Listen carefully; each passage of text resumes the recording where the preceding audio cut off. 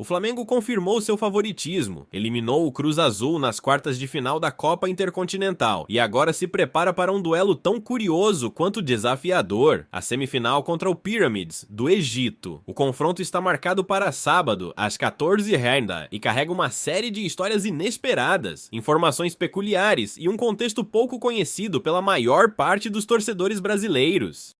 Mas antes de seguirmos, uma lembrança importante. Se você acompanha o Flamengo todos os dias e quer estar sempre um passo à frente das notícias, se inscreva agora no canal e deixa o like para fortalecer o nosso trabalho. Aqui, você recebe informação de forma clara, rápida e sem enrolação. Agora vamos ao cenário que envolve essa semifinal. O Pyramids chega ao confronto com o Flamengo vivendo um dos seus melhores momentos na temporada. O time ocupa a segunda colocação no campeonato egípcio, apenas 2 pontos atrás do líder, e não perde as 5 partidas. A última derrota aconteceu em 5 de novembro, na disputa pelo terceiro lugar da Supercopa do Egito contra o Cerâmica Cleopatra. Desde então, a equipe retomou estabilidade e chega ao Intercontinental com confiança renovada. Mesmo assim, a trajetória do Pyramids no cenário internacional ainda é cercada de dúvidas. O clube, fundado com grande aporte financeiro nos últimos anos, tenta se consolidar como uma potência regional. A estratégia foi clara: investir forte, trazer jogadores conhecidos e tentar acelerar um processo que normalmente leva décadas. Ainda assim, falta ao clube aquilo que nenhum dinheiro consegue comprar rapidamente: tradição. O que mais chamou a atenção do público internacional, porém, foram alguns detalhes curiosos do elenco do Pyramids.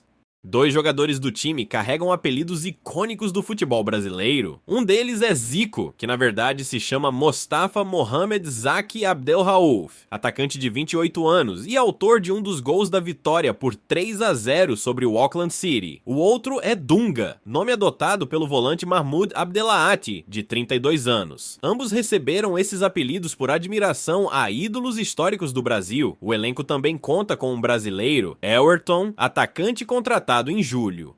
E não é a primeira vez que o clube aposta em jogadores do mercado nacional. Ao longo dos últimos anos, o Pyramids investiu em nomes como Keno, Ribamar, Carlos Eduardo e Arthur Caíque. Esses movimentos fazem parte de um plano ambicioso de expansão que ficou conhecido internacionalmente em 2018, quando o saudita Turki Al-Sheikh assumiu o controle do time e injetou recursos significativos no futebol egípcio.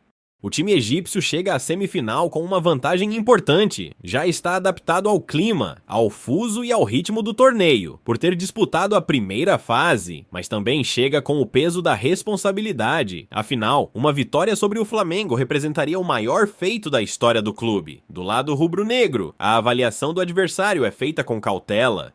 O Flamengo sabe que o Pyramids tem jogadores experientes, um estilo de jogo físico e uma estratégia que mistura intensidade com transições rápidas. É um time que, apesar de menos conhecido, tem organização e recursos para dificultar a partida. Ao mesmo tempo, o Flamengo chega ao duelo com outro tipo de bagagem: a experiência em jogos grandes, a força de um elenco acostumado a decisões e a responsabilidade de representar o continente sul-americano. A vitória sobre o Cruz Azul mostrou um time disciplinado, atento e capaz de controlar a pressão, mas também mostrou pontos que precisam ser ajustados com urgência, especialmente no setor ofensivo, ainda desfalcado pela ausência de Pedro. E é justamente essa combinação, um Flamengo que busca estabilidade e um Pyramids que busca relevância internacional, que faz dessa semifinal um jogo tão interessante. Não é apenas um encontro entre clubes de regiões distintas.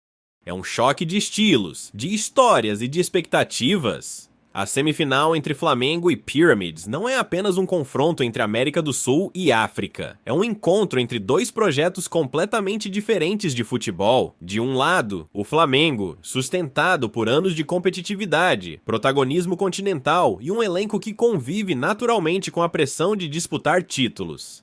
Do outro, o Pyramids, que tenta se colocar no mapa internacional com investimentos recentes, ambição e uma base de jogadores que mistura experiência regional com algumas apostas estrangeiras. Um dos pontos mais analisados pelo departamento técnico do Flamengo está no estilo de jogo do Pyramids. A equipe egípcia aposta em transições rápidas e na força física de seus atacantes. O Zico deles, por exemplo, é um jogador explosivo, que busca o pivô e tenta jogadas de velocidade. O volante Dunga, mais experiente, é responsável por equilibrar o meio-campo e proteger a linha defensiva. É um time que procura ser compacto, mas que normalmente deixa espaços nas laterais, algo que pode favorecer o Flamengo, que costuma explorar os corredores com intensidade. Outro fator importante é que o Pyramids costuma variar entre duas formações, a 4-3-3 agressiva e a 4-2-3-1 mais cautelosa. Contra o Flamengo, a tendência é que adotem uma postura reativa, tentando aproveitar possíveis erros de saída de bola e apostando no contra-ataque. A equipe sabe que não pode trocar intensidade com o rubro-negro por 90 minutos, e por isso deve jogar mantendo linhas baixas, esperando a oportunidade certa. Mas o que mais chama atenção nos bastidores é a narrativa que o próprio Pyramids construiu internamente para essa semifinal.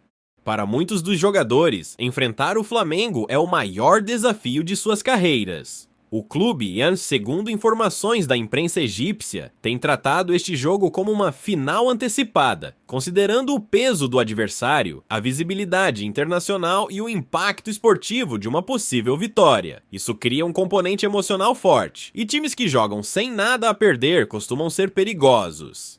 Por outro lado, o Flamengo chega com a responsabilidade que acompanhou a equipe ao longo de todo o ano.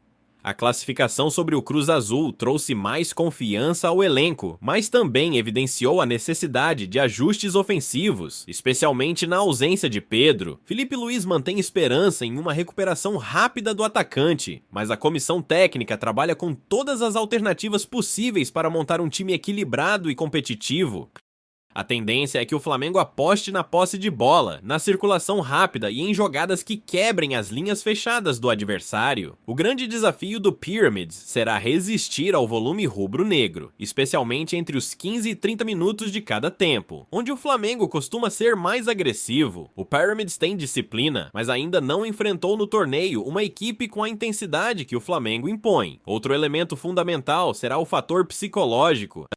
O Flamengo está acostumado a decisões, está acostumado a jogar por títulos, a lidar com pressão, a suportar momentos críticos. Já o Pyramids vive sua maior chance de aparecer para o mundo, e às vezes esse tipo de cenário pesa, tanto para o bem quanto para o mal. Uma equipe sem tradição pode entrar leve e surpreender, mas também pode sentir o impacto de estar diante de um clube com peso histórico e expectativa gigantesca.